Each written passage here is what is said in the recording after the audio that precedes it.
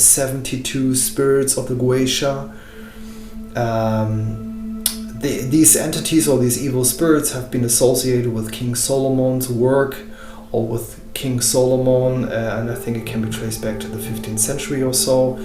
But of course, these spirits are much older than that. They can be dated back to the beginning of time, basically. And first of all, my intention is not to work with a large number of these spirits. I want to experience the attributes of these entities and how these spirits affect my life as a magician or as a black magician. So I want to get to know them. This has always been my primary focus of this work, is to get to know the spirit.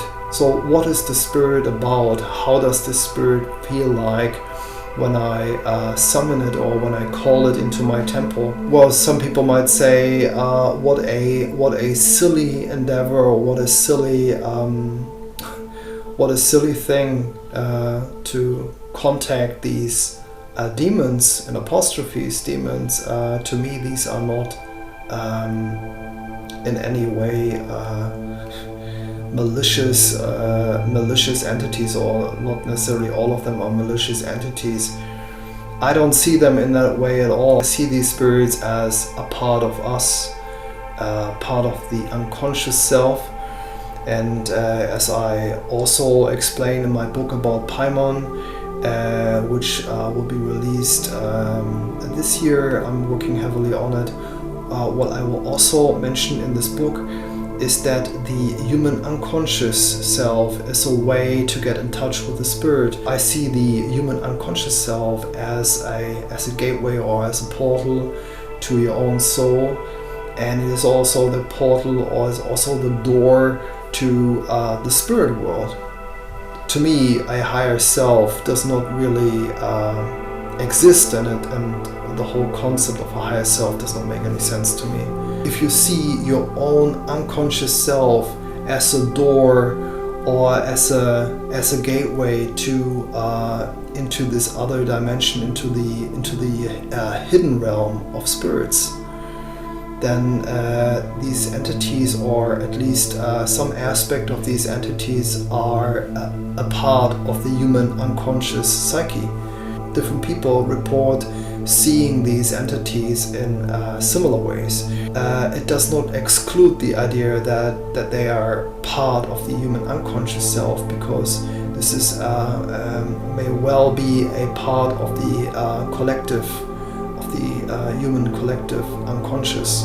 They are part of the human unconscious self, but they are also part of the external, whatever the external really is. If you see these entities in a specific way, like they're evil spirits, or you demonize these entities in some form, in accordance with Christian principles or more religious ways of seeing these spirits, then I think the chances for you having success with them is quite limited.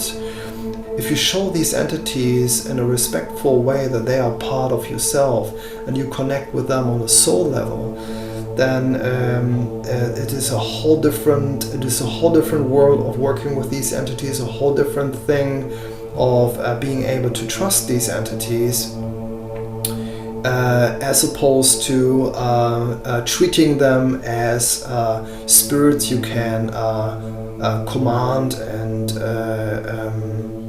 bind or something like that. Through this close interaction with these entities, the magician can attain a new level of power and a new level of strength. And you can feel that when they are in your room and you speak these words, when you express exactly what I've just told you, you can feel the spirits rise around you. I always tell these entities to descend and to rise. And by saying that they should descend and rise, I express to them that I don't make a differentiation, or I do not differentiate between what is high and what is low, or what is a creature of hell or a creature of heaven, basically. So I don't differentiate between the angel or the classical angel and what most people understand as a demon. So this is my basic approach. Treat them as one of your kind, and so you will be treated in the same way by them.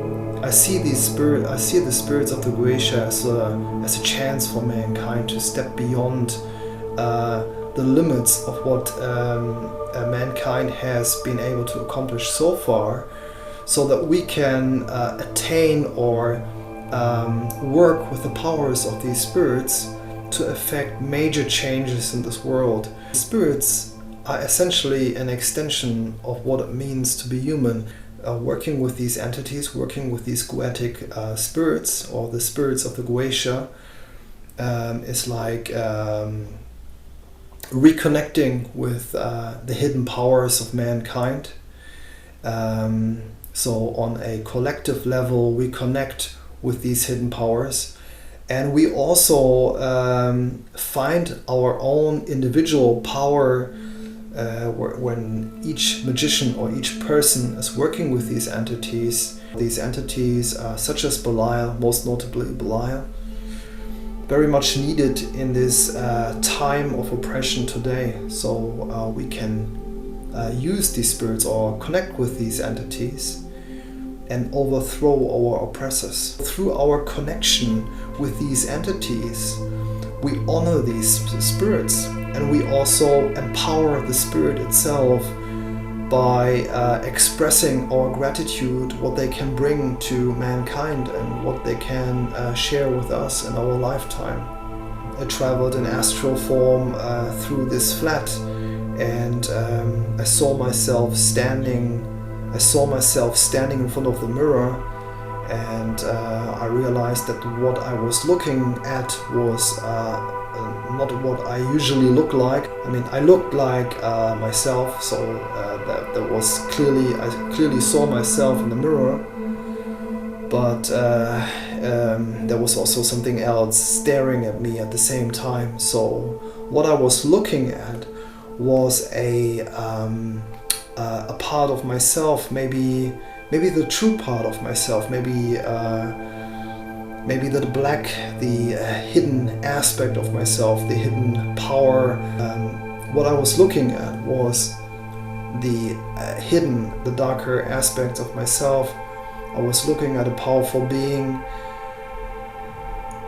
that was in the process of manifesting, or in the process of showing its face to humanity. When the spheres of the spirit and the spheres of the magician overlap, then there's no question that what the spirit is will also be part of yourself. And whenever this happens, I feel more connected to who I am.